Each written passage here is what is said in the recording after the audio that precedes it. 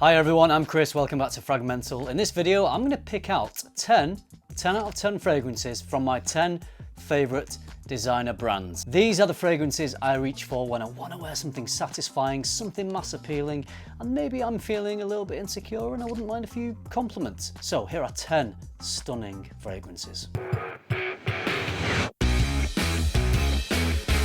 Now you might be thinking, Chris, is this not just your top 10 designer fragrances of all time list? No, there's a big difference. These are 10 out of 10 fragrances from my 10 favourite designer brands. Some of my favourite designer fragrances are not part of my overall favourite brands, so there's a little distinction there. And look, I know that many of you will have seen all these fragrances before, boring, they've been in all the other lists, I've talked about them a lot. Well, I talk about them a lot because they're my favourites. And don't forget, you might have been watching YouTube fragrance videos for a few years now, but people are maybe just finding my channel, newer people that haven't seen me talk about these fragrances. So just bear in mind that you're not the only one watching this video, and I don't make it specifically for you. I try and make it for everyone. Let's kick off the list with an absolute 10 out of 10 banger from Giorgio Armani. This is Acqua de Jour Parfum. This takes that quintessential, fresh, aquatic Acqua de Jour DNA, but it adds some incense, which adds some depth and makes it feel a bit more grown up. Obviously, the original Acqua de Jour is a fantastic fragrance. I do still wear that from time to time. But when you want something that is maybe a little more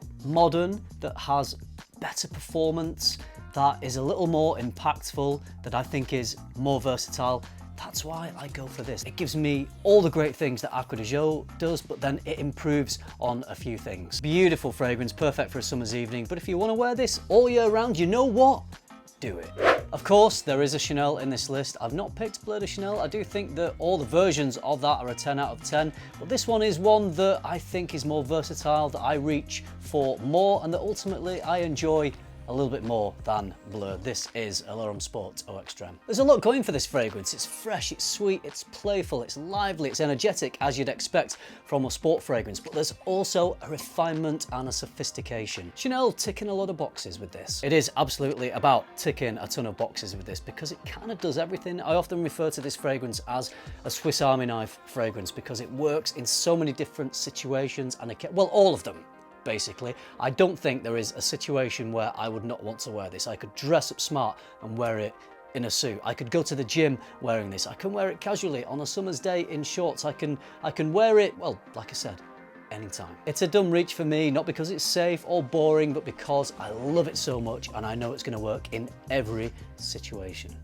We're on to some Jean Paul Gaultier now, and this was a tough one because the two new Elixirs I think are fantastic. I absolutely love them. But if you were going to try to nail me down to one 10 out of 10 La Malle fragrance, I'd still go for La Malle Parfum. It definitely has a connection to how the original La Malle smells, which I absolutely adore and was a signature scent for me for about a decade, but it adds vanilla, it adds some iris, and it adds some depth and modernizes the whole thing. It does what a great flanker should do. It should remind you in parts of the original version of this fragrance, which it absolutely does, but maybe the original La Malle, as amazing as it is and as game-changing as it was, it's been around for a while, and I smell it on a lot of people. A lot of guys still wear La Malle. That says something to a fragrance released in the mid-90s that it is still getting worn today. But since the original La Malle was created, there have been more modern trends in fragrance. There's a lot of vanilla, there's a lot of iris, and they throw that into the La Malle DNA with La Malle Le Parfum, and the result is, for me, it's a slightly deeper, more grown-up fragrance. Like I said, it's more modernized, it's got a little bit more nuance, texture and depth, that little bit more impactful. So for all those reasons, this is a 10 out of 10 fragrance for me. Absolute stunner. The next fragrance is from Dior. I would say Dior are probably my second favorite designer house of all time. There are so many incredible scents, and one of the best that they do, and one that I think is a nailed on 10 out of 10, is sadly now discontinued, but I'm still going to talk about it because I love it. It is Dior Homme Parfum. This is the original version of Dior Homme Parfum, not the new one that you can buy on shelves today, which in my opinion is a completely different scent and doesn't smell anywhere near as good as this one. There's that signature powdery Dior Homme iris, there's rose, there's oud, very ballsy scent for a designer. The new version isn't a bad fragrance. It's quite pleasant, it's mass appealing, it's wearable. Maybe it is a little bit more youthful, but it's not as memorable. It's not as impactful. It's not got the same depth, and it's not as much of a statement maker as this one. So a lot of people out there will probably prefer the new one, but people who fell in love with this version, including me, are very sad that at the moment, anyway, we can't buy it. Maybe Dior will release Dior Homme Parfum original like they did with Dior Homme. I really hope they do, and I really hope it smells like this, because this is a stunning 10 out of 10. Moving on to Rabanne. Now, I know they release a lot of fragrances and not all of them are hits. There are plenty of misses, but I think within the brand there's enough that is great that makes them one of my favorite designer brands. And I would say my favorite of all the Rabanne fragrances is Invictus Aqua. This is a fresh, salty, marine, aquatic. There's some fruitiness. It has a little bit of that playful, bubblegummy Invictus DNA. Just a really well blended scent. As many of you know, this was originally released in 2016. It lasted a couple of years and then it was taken away and replaced with a brand new Invictus Aqua, which was nice, but it wasn't quite as good. It didn't have that sour yuzu note that mixed so well with the sea salt and created this beautiful marine aquatic scent. So the fragrance community mourned the loss of Invictus Aqua 2016. There were tears.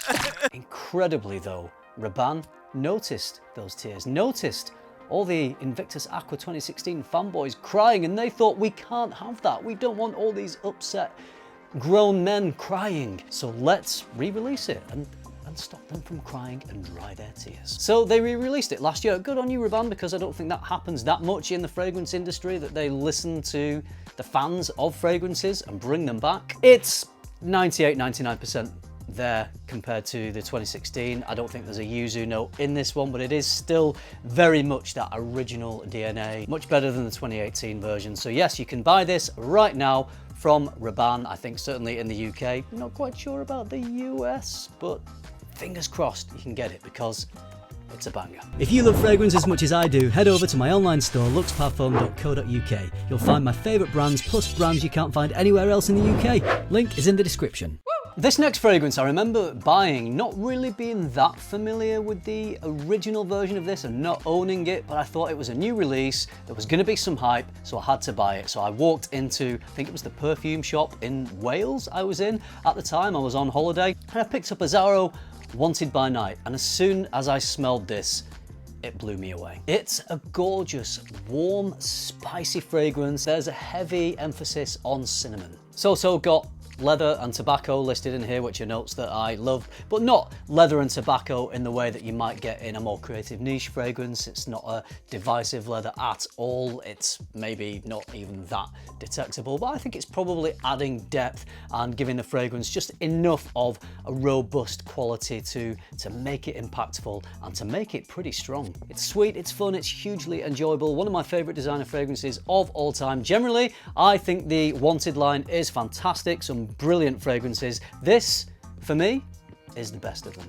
Now this is from Gucci. I wish I had more Gucci, but the ones that I do have, I think, are stunners. 10 out of 10s. This is just the latest of them, and this is the one I'm wearing the most because I think it is the most wearable of the Guccis that I own. This is Gucci Guilty Elixir. Sweet, powdery, white floral fragrance, also a little bit creamy. This is a dream. So I'm a fan of Amouage Reflection Man. I think it is a stunning fragrance. I think it manages to take white florals, which can often lean feminine to me, but it put white florals into a very masculine box. I think this does the same. It does remind me in some ways of Reflection Man, not exactly the same, but it has the powdery white florals, it's got the sweetness, it's got a very mass appeal, very easy to wear sort of smell. I think it's elegant, it's refined, it's sophisticated, it can be worn casually, it can be worn formally. I think it's a beautiful smell. I've worn quite a lot of this fragrance and I know it shouldn't matter, but I absolutely adore this bottle. The new one, Gucci Guilty Absolute, is coming out and it's coming in a similar bottle to this, so I can't wait to get my hands on that one too. Let's just go quick on this. I've talked about this in so many videos. It's from Dolce & Gabbana. It's light blue, oh intense. Ocean breeze in a bottle. It's a little bit sweet. It's got some refreshing citrus. It's got some sea salt and musks. Of all the fresh, aquatic marine fragrances I own, this is the one that I think comes closest to that warm ocean breeze on your face. This is kind of that in a bottle for me. It's a light, quite elegant fragrance. It doesn't have massive projection. It doesn't last as long as other fragrances, although I don't think performance stinks, but that's the type of scent that it is. It's a daytime, casual summer fragrance for me. Maybe 4 or 5 hours and then you need to respray, but sometimes 4 or 5 hours, depending on what you're doing in a day, is all you need. And I smelled this on a friend of mine recently who I met up with. I know he owns the fragrance, I know he loves it, it's one of his favorites. As soon as he got within a meter of me, I could smell this on him. It smelled so good. It's always a different experience with a fragrance when you smell it on someone else as opposed to smelling it on yourself, and it just reminded me, smelling it on him, that this is an incredible scent, despite not lasting as long as some fragrances. Because this just smells so good, I can forgive it its performance a little bit, and I still have to give it a 10 out of 10. Moving on from the height of summer to the depths of winter, and this one is my go-to designer winter fragrance. What a stunner, from Viktor & Rolf Spice Bomb Extreme. Chai latte-like spices with creamy vanilla and tobacco. I'm a big tobacco fan, especially when it's combined with vanilla, and in this fragrance, the combo is perfect. So obviously, I think this fragrance smells great. I think it has good performance. It works really well in the winter. I love it that much that maybe I would even wear it not in the winter sometimes. Shock, horror, certainly autumn. I can easily wear this scent. It is a belter, such a well done fragrance. Finally, we are on to my favorite designer fragrance house of all time. It is my favorite because there is so much variety, so much creativity, so many impactful fragrances, and this is probably one of the most impactful fragrances you could ever wear, from Tom Ford Tuscan Leather. This is still a smell that drives me crazy. The raspberry, the jasmine, the leather. Tom Ford really pioneered something incredible with this sort of scent. It has been copied and emulated many times, but this is the original version and the best. I'm well aware that this isn't a fragrance that everyone loves. I think a lot of guys love this, but a lot of women find it too much, including my wife. She didn't think that this was a smell. Well, in fact, I was wearing this one evening and she said she didn't like it, and she told me to not wear it again. Of course, I did wear it again, just not around her. And yeah, it is a big thing for me to wear fragrances that I think people around me will enjoy, particularly people that I'm really close to. But also, fragrance is about me enjoying it, and it's about how it stimulates my mind. I think it requires a little bit of confidence to pull this one off, but when you're in that mood, when you want to kind of own the room, Tuscan Leather does it for me. There you go, some perfect 10s. I know many of you will have seen me talk about these fragrances before. Hopefully some of you haven't seen me talk about these fragrances before, and I think it's important to keep talking about fragrances you love, because if I never made another video on fragrances that I love again, well, that'd be a sad thing, and it maybe would prevent people from discovering them and maybe loving them as much as I do. Let me know what your 10 out of 10 fragrances are from your favorite fragrance brands. If you want to do a list of 10, absolutely fine. Or if you want to keep it concise and just give me your top 3 designer brands, that's okay too. I hope you liked this video. If you did, give it a like, subscribe if you haven't already, and if you do all that, I'll see you in the next one. Thanks for watching. Bye.